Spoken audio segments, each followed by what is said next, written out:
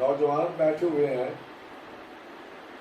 بڑے بھی بیٹھے ہوئے ہیں، لیکن سب سے پہلے یہ سمجھ لیں کیونکہ آج کے دور میں یہ بڑا المیہ ہے ہمارا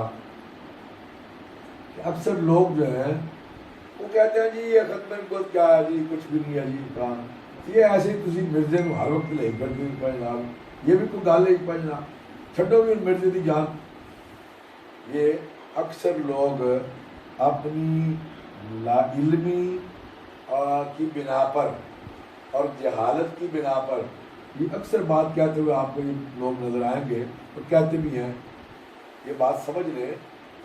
کہ یہ ختم نبوت کا عقیدہ جو ہے یہ اجماعی عقیدہ ہے، پوری امت مسلمہ کا اس پر اجماع ہے، اور اس عقیدے پر اگر زد پڑتی نظر آئے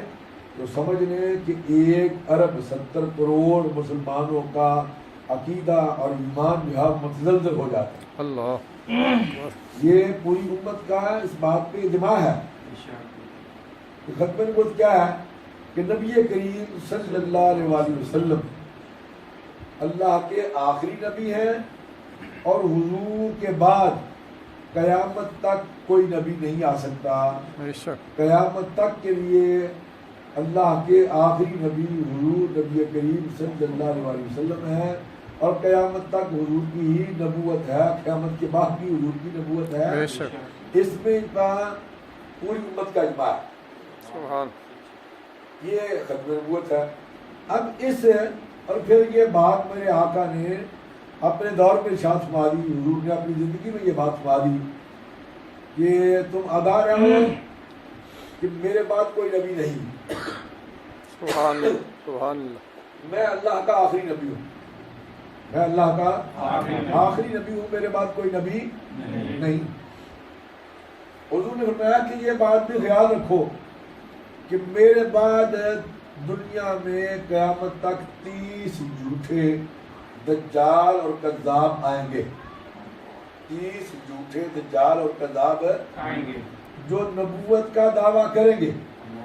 جو اپنے نبی ہونے کا دعویٰ کریں گے، لیکن تم آگاہ رہنا کہ میں اللہ کا آخری نبی ہوں، میں اللہ کا آخری نبی ہوں۔ یہ پچھلے دنوں آپ کو شاید علم ہو، پتہ ہو، فیصل آباد کا ایک پیر ہے، میں کوئی 6 سال پہلے اس کے بارے میں یہ بات کہہ چکا تھا کہ یہ بدبخت شخص ان قریب جو ہے وہ نبوت کا دعویٰ کرنے والا ہے یا نبوت کا دعویٰ کرے گا۔ اللہ تو پچھلے دنوں آپ نے فیس بک پہ دیکھا ہوگا کہ اس نے یہاں تک تو دعویٰ کر دیا کہ جبرائیل اور میکائیل جو ہیں یہ میرے وزیر ہیں، جبرائیل اور میکائیل میرے استغفر اللہ۔ وہ 6 سال پہلے میرے پاس آیا تھا۔ آپ سب اچھی طرح سے جانتے ہیں، جو پڑھے لکھے احباب ہیں، یہ فیس بک دیکھنے والے ہیں، ان کو پتہ ہے اس بات کا۔ لاہور میرے پاس آیا 6 سال پہلے، اور صبح کا ٹائم، صبح کا وقت پر جناب ہمارے باہر دنیا لوگ بڑے پڑھے لکھے لوگ جناب، سوٹڈ بوٹڈ جناب، پڑھے لکھے افسران جو ہیں، مجھے کسی نے آ کر بتایا کہ کافی لوگ ہیں باہر کا، تو میں نے کہا پتہ کرو بھائی۔ پتہ کیا تو پتہ چلا جی کہ تھوڑی دیر میں وہ آنے والے ہیں پیر صاحب، تو ہمیں چونکہ اطلاع ہی نہیں تھی، وہی بات ہوئی، تھوڑی دیر ہوئی جناب تو وہ آ گیا جناب، ان کے ساتھ ہمارے ایک اور بھی ولی محمد شاہ صاحب کے ملتان شریف والے، ان کے مرید اور خورشید حسین شاہ صاحب کے خلیفہ، وہ پیر صاحب بھی ساتھ ان کے کل آگے بیٹھ کے جناب میں نے ناشتے واشتے کا انتظام کرے، ناشتے واشتے کا تو کافی سارے لوگ تھے، ناشتے کا فوری انتظام ہو گیا۔ آپ کو شہر میں کوئی اتنا مسئلہ تو ہوتا ہی نہیں ہے، ساری چیزیں مل جاتی ہیں، باہر سے بھی مل جاتی ہیں، گھر میں بھی انتظام ہوتا ہی ہے۔ خیر ان کو ناشتے واشتے کروایا، انہوں نے جناب اس دوران گفتگو اپنی جاری رکھی، تو میں سنتا رہا۔ سننے کے بعد جناب کچھ دیر کے بعد جب اس نے مجھے گھر کافی اس نے کہا جی بس پیر صاحب آپ کو کچھ کرنے کی ضرورت نہیں ہے، میرے پاس 6000 پیر ہیں، میری بڑی تنظیم ہے، 6000 پیر ہیں، بس آپ نے صرف حکم کرنا ہے کہ کہاں کیا کام کروانا ہے، کہاں کون سی کانفرنس کروانی ہے، کہاں کون سا پروگرام کروانا ہے، کہاں کون سی بات کرنی ہے، بس آپ کو ہر چیز جو ہے بڑی بنائی مل جائے گی.